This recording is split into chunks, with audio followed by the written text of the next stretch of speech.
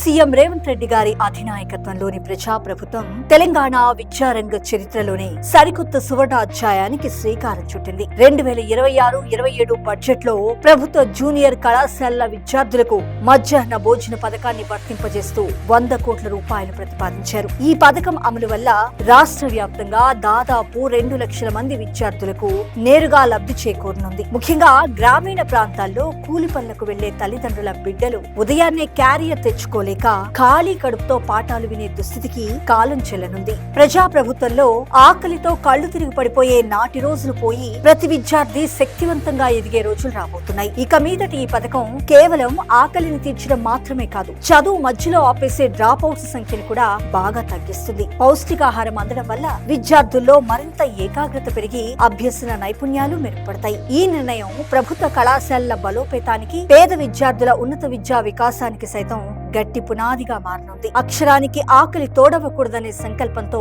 విద్యార్థుల ఆరోగ్యం, విద్యా లక్ష్యంగా ముందడుగు వేస్తూ తెలంగాణ ఉజ్వల భవిష్యత్తుకు బాటలు వేస్తుంది ప్రజాప్రభుత్వం.